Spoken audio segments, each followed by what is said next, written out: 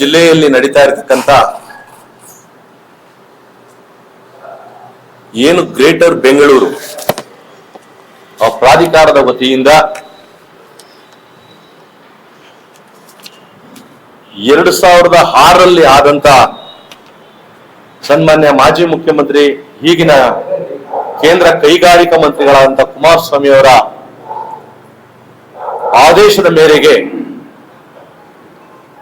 ಏನು ಬಿಡದಿಯ ಹೋಬಳಿಯ ಸರಿಸುಮಾರು 8 ರಿಂದ 9 ಹಳ್ಳಿಗಳಲ್ಲಿ ಕೈಗಾರಿಕಾ ವಸಾಹತು ಪ್ರಾರಂಭಕ್ಕೆ ಏನು ಅಡಿಗಲ್ಲು ಹಾಕದಂತ ಆ ಹಿಂದಿನ ಮುಖ್ಯಮಂತ್ರಿಗಳಾದಂತ HD ಕುಮಾರಸ್ವಾಮಿ ಅವರು ಪ್ರಾರಂಭ ಮಾಡಿದ ಈ ದಿನದ ಕೂಸು ಸಂಪೂರ್ಣವಾಗಿ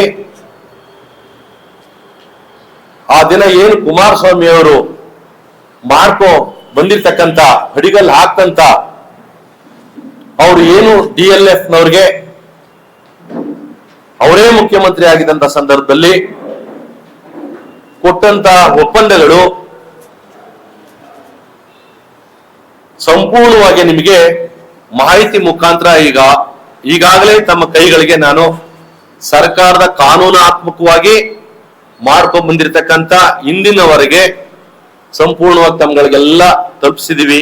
ನಮ್ಮ ಮುಖಂಡರುಗಳು ಕೂಡ, ನಮ್ಮ ಗೌರವಾನ್ವಿತ ಮುಖಂಡರುಗಳು ಕೂಡ ಪತ್ರಿಕಾಗೋಷ್ಠಿಯನ್ನ ಕರೆದು ಸಾಕಷ್ಟು ವಿಚಾರಗಳನ್ನ ತಮ್ಗಳಿಗೆ ಈ ಜಿಲ್ಲೆಗೆ ತಿಳಿಸಿರ್ತಾರೆ.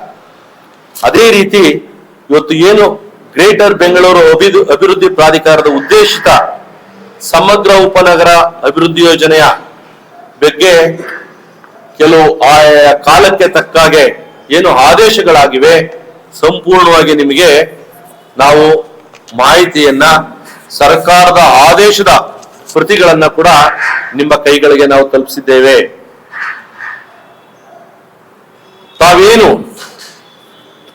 ದೇವೇಗೌಡರು ಈ ರಾಜ್ಯದ ಮಂತ್ರಿಗಳಾಗಿದ್ರು, ನಮ್ಮ ರಾಮನಗರ ಅಂದ್ರೆ ಆ ದಿನದ ಬೆಂಗಳೂರು ಗ್ರಾಮಾಂತರ ಜಿಲ್ಲೆಯ ರಾಮನಗರಕ್ಕೆ ತಾವು 1994ರಲ್ಲಿ ಬಂದು ಏನು ಶಾಸಕರಾಗಿ, ಮಂತ್ರಿಗಳಾಗಿ, ಈ ದೇಶದ ಪ್ರಧಾನಿಗಳಾಗಿ ತಾವು ಕಳೆದ ದಿವಸಗಳ ಹಿಂದೆ ತಾವು ಏನ್ ಹೇಳಿದಿರಿ, ಸಿದ್ದರಾಮಯ್ಯನವರೇ ಬಿಡದಿಗೆ ಬನ್ನಿ ಅಂತ ತಾವು ಕರೆ ಕೊಟ್ಟಿದ್ದೀರಿ, ತಾವು ಹಿರಿಯವರಿದ್ದೀರಿ. ಆದ್ರೆ ಈ ಕೂಸು 2006ರಲ್ಲಿ ನಿಮ್ಮದೇ ಆದಂತ ನಿಮ್ಮ ಮಗ, ನಿಮ್ಮ 3ನೆಯ ಮಗ ಈ ರಾಜ್ಯದ ಮುಖ್ಯಮಂತ್ರಿ ಆಗಿದ್ದಾಗ ತೆಗೆದುಕೊಂಡಂತಹ ನಿರ್ಣಯಗಳೇನು ಸರ್ಕಾರದಲ್ಲಿ ಅನ್ನೋದನ್ನ ನೀವು ಮರೆಮಾಚ್ತಾ ಇದ್ದೀರಾ. ರಾಜ್ಯದ ಜನತೆಗೆ, ವಿಶೇಷವಾಗಿ ನಮ್ಮ ಬೆಂಗಳೂರು ಜಿಲ್ಲೆಯ ಜನರಿಗೆ ನೀವು ಕಣ್ಣಿಗೆ ಬಟ್ಟೆ ಕಟ್ಟುವ ರೀತಿಯಲ್ಲಿ, ಕಣ್ಣಿಗೆ ಮಣ್ಣು ಎರಚುವ ರೀತಿಯಲ್ಲಿ ನೀವು ನಿಮ್ಮ ಮಗ ಮಾಡಿದಂತ ತಪ್ಪುಗಳನ್ನ ಬೇರೆಯವರ ಮೇಲೆ ಹೊರಿಸ್ತಾ ಇದ್ದೀರಾ.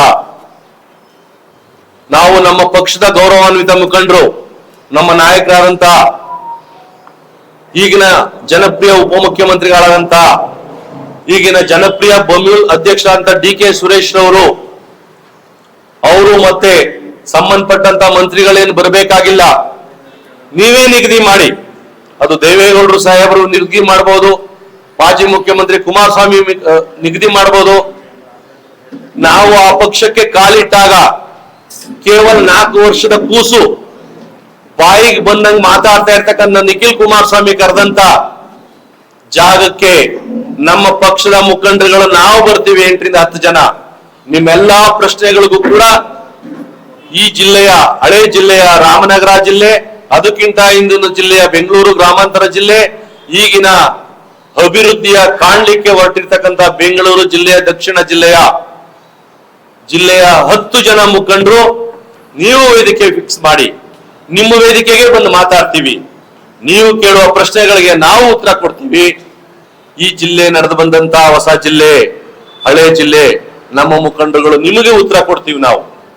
ಆ ದೃಷ್ಟಿನಲ್ಲಿ ಇವತ್ತು ಕರೆದಿರ್ತಕ್ಕಂತ ನಾವೆಲ್ಲಾ ಗೌರವಾನ್ವಿತ ಮುಖಂಡರುಗಳು ಪತ್ರಿಕಾಗೋಷ್ಠಿ ಈ ಜಿಲ್ಲೆಗೆ ಮೊದಲು ಗೊತ್ತಾಗ್ಲಿ, ಜಿಲ್ಲೆಯಿಂದ ಜನ ನಿಮ್ಮ ಶೈಲಿಗೆ ಕಾರ್ಯಕರ್ತರಿಗೆ ಆ ಕಾಲಕ್ಕೆ ಮಾಡ್ತಾ ಇರ್ತಕ್ಕಂಥ ಮಾತಿನ ಮೋಡಿಯಲ್ಲಿ ನೀವೇನ್ ಇದುವರೆಗೂ ಬೆಳ್ಕೊಂಡ್ ಬಂದ್ರೋ, ನಾವ್ ಹೇಳುತ್ತಲ್ಲ ಸ್ವಾಮಿ, ನಾವ್ ಹೇಳುತ್ತಲ್ಲ, ನೀವ್ ಹೇಳುದು ದೇವೇಗೌಡರು ಸಾಹೇಬ್ರೆ, ಕುಮಾರಸ್ವಾಮಿ ಅವರೇ ನೀವ್ ಹೇಳುದು. ಈ ದೇಶಕ್ಕೆ ಮತ್ತೊಮ್ಮೆ ಪ್ರಧಾನಿಯಾದ್ರೆ ನರೇಂದ್ರ ಮೋದಿ ಅವರು ಈ ದೇಶ ಮತ್ತೊಂದು ಶ್ರೀಲಂಕಾ ಆಗ್ತದೆ, ಈ ದೇಶ ಹಾಳಾಗೋಗ್ತದೆ ಅಂತ ಹೇಳಿದವರು ನೀವು. ಈ ದೇಶದ ಪ್ರಧಾನಿಯಾಗಿದ್ದವರು, ಈ ರಾಜ್ಯದ 2 ಸಾರಿ ಮುಖ್ಯಮಂತ್ರಿ ಆಗಿರುವಂತ ಕುಮಾರಸ್ವಾಮಿ ಹೇಳಿದವರು.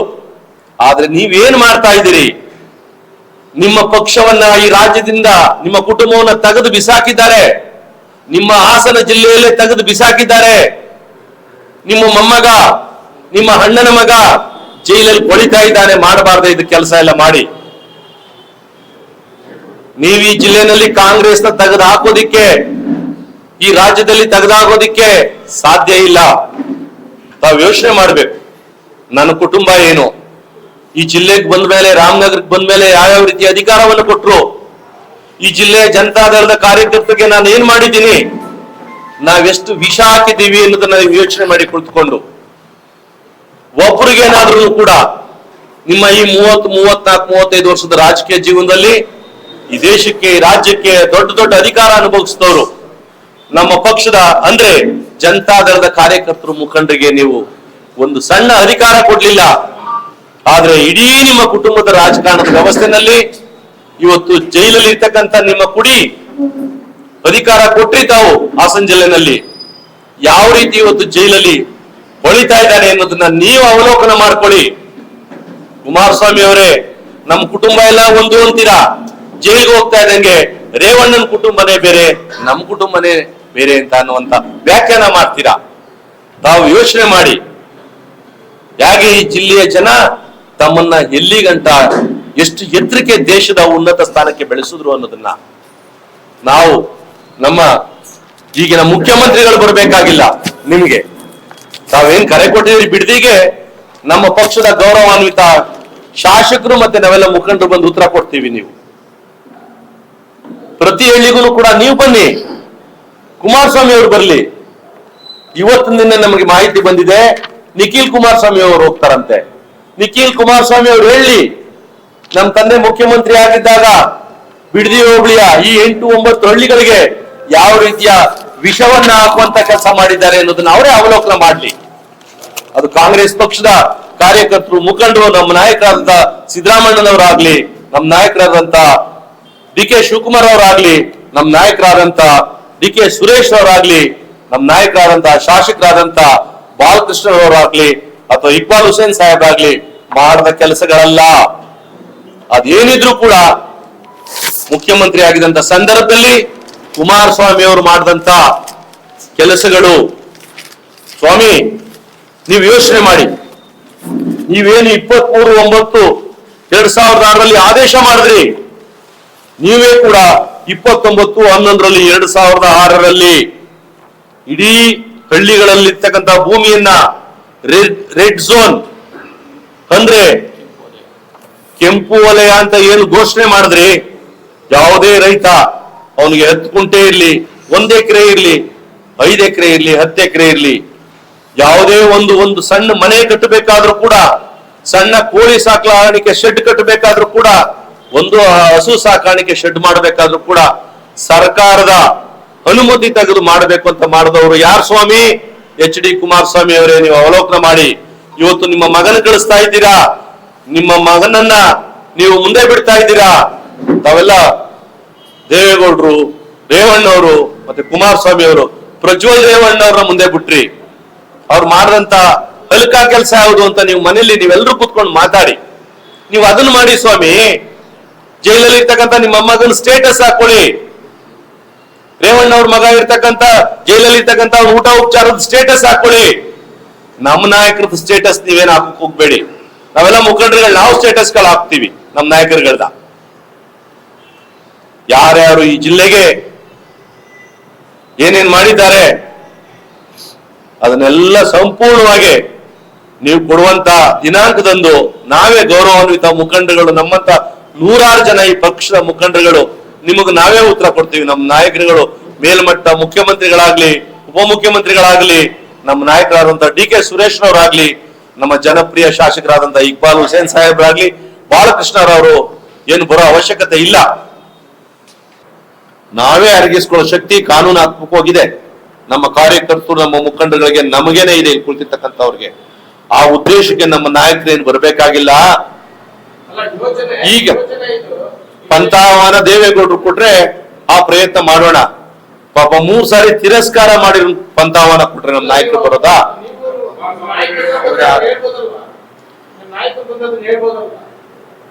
ಪರವಾಗಿ ನಾವೇ ಹೇಳ್ತಾ ಇದೀವಲ್ಲ, ನಾವು ಕೂಡ ನಮ್ಮ ಪಕ್ಷದ ಮುಖಂಡರುಗಳೇ. ನಾನು ಒಂದು ರಾಜ್ಯ ಪ್ರಧಾನ ಕಾರ್ಯದರ್ಶಿಯಾಗಿ ನಮ್ಮ ಮುಖಂಡರಾದಂತ ವೆಂಕಟೇಶ್ ಅಣ್ಣ, ಲಿಂಗೇಶ್ವರ್, ನಾವೆಲ್ಲ ಮುಖಂಡರುಗಳೇ, ನಾವೇ ಕೊಡ್ತಾ ಇದ್ದೀವಲ್ಲ. ಏನ್ ರೈತರಿಗೆ, ಪ್ರತಿ ಬೆಳೆಗಳಿಗೆ, ಪ್ರತಿ ಭೂಮಿಗೆ ಮಾಡ್ತಾ ಇದ್ದಂತಹ ಅನ್ಯಾಯವನ್ನ ಸರಿಪಡಿಸಿ ಸಂಪೂರ್ಣವಾಗಿ ಗೌರವಾನ್ವಿತವಾಗಿ ಬದುಕುವಂತದ್ದಕ್ಕೆ, ಕಳ್ಕೊಳ್ಳುವಂತ ಭೂಮಿಗೆ, ಕಳ್ಕೊಳ್ಳುವಂತ ಬೆಳೆಗೆ ಅತ್ಯುತ್ತಮ ಬೆಲೆಯನ್ನು ಕೊಡ್ತಾ ಇರತಕ್ಕಂತ ಈಗಿನ ಸರ್ಕಾರದ ಮುಖ್ಯಮಂತ್ರಿಗಳು, ಪ್ರಮುಖವಾಗಿ ಉಪಮುಖ್ಯಮಂತ್ರಿಗಳಿಗೆ, ನಮ್ಮ ನಾಯಕರಾದಂತ DK ಸುರೇಶ್ ಅವರಿಗೆ, ಈಗ ಹಾಲಿ ಶಾಸಕರಾಗಿರ್ತಕ್ಕಂಥ ಬಾಲಣ್ಣ ಅವರಿಗೆ, ಈ ಜಿಲ್ಲೆಯ ಶಾಸಕರಾದಂತ ಇಕ್ಬಾಲ್ ಹುಸೇನ್ ಅವರಿಗೆ, ಯೋಗೀಶ್ವರ್ ಅವ್ರಿಗೆ ಸಲ್ಲಬೇಕೇ ವಿನಃ ಬೇರೆ ಯಾರಿಗೂ ಸಲ್ಲುವಂಗಿಲ್ಲ. ಅಷ್ಟು ರೀತಿಯ ಅಚ್ಚುಕಟ್ಟಾದಂತ ದರ ನಿಗದಿಯನ್ನ ಮಾಡಿರ್ತಕ್ಕಂಥ ಸರ್ಕಾರ ಅಂತ ಅಂದ್ರೆ ಅದು ಸಿದ್ದರಾಮಣ್ಣ ಅವರ, ಶಿವಕುಮಾರ್ ಅವರ ನೇತೃತ್ವದ ಸರ್ಕಾರ ಅಂತ ಘಂಟಾಘೋಷವಾಗಿ ನಾವೆಲ್ಲಿದ್ರು ಕೂಡ ಹೇಳ್ತೀವಿ.